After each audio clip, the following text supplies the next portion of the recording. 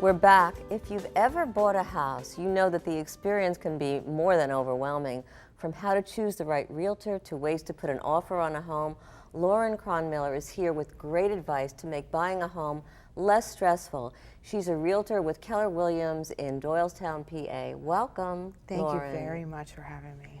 It's great because people need to know this information, and sometimes they struggle with it. I'm working with two people right now who are kind of nervous. It's their first home that they're buying, and they don't know the ropes.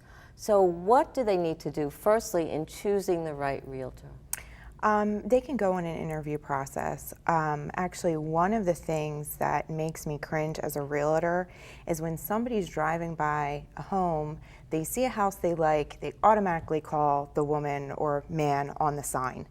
And they're already representing the seller. Right. So I always compare it, would you use your spouse's divorce lawyer? No, who would? So it's very similar. So I always say, do your homework, get a referral, because at least you know them. They've already gone through the interview process if they've had a good experience. That's where I get most of my business, through referrals. Through referrals, which is important.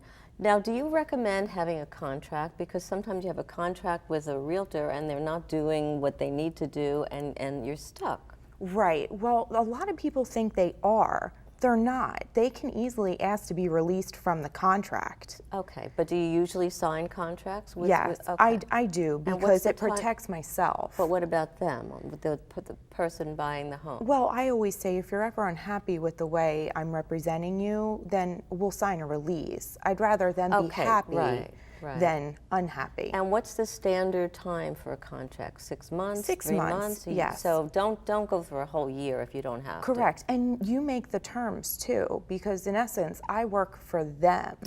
People need to know that and remember that, right? Right. So if they are only comfortable with 3 months, then we'll do 3 months. Like, let me prove myself to you. Right. I think that's important.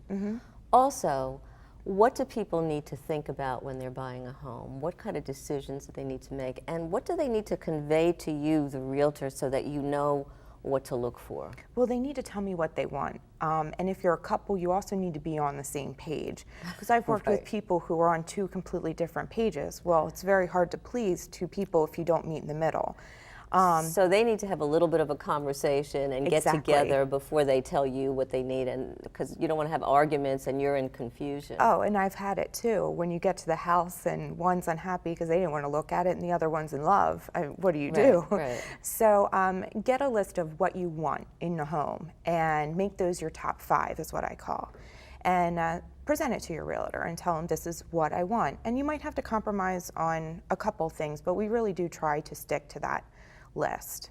When is the right time to fire a realtor? Whenever you're unhappy.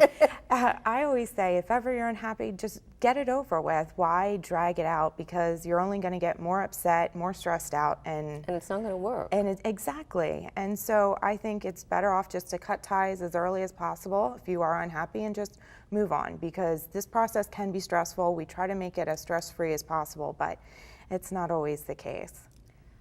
What happens, let's say people find the great house, you've taken them to it, and they want it, they love it, they put in an offer.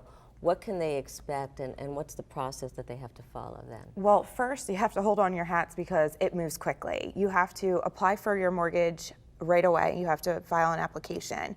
You have to schedule the home inspections, radon inspections, which is really termites. important.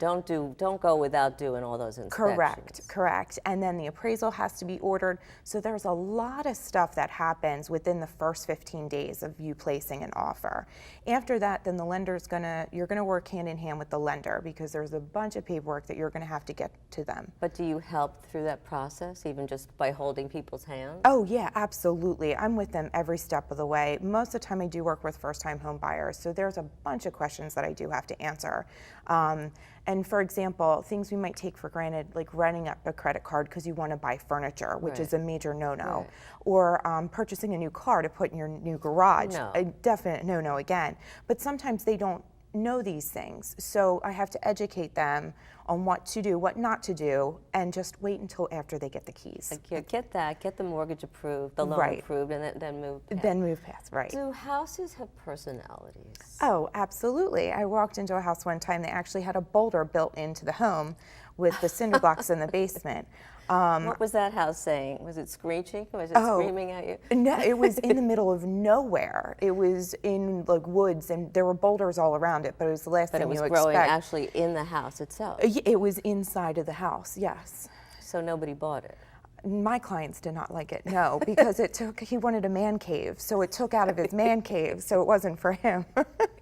So we moved on and found another one. But yeah, houses have personality. And you were talking about taking a couple of people through a house where they were was it bats, you said? There were, yeah, bat infested. It was a bank-owned property, been vacant for years, had a bunch of bats. We got scared, and we all ended up screaming like girls and going in rooms of the house. So that, again, that was not a house that those people No, they bought. didn't. No, it needed a little bit too much work. Okay.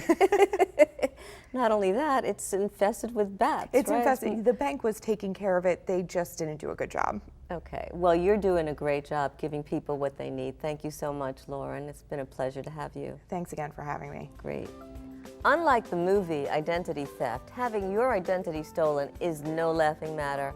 After the break, we'll talk about a new technology to help keep you and your money safe, so stay tuned.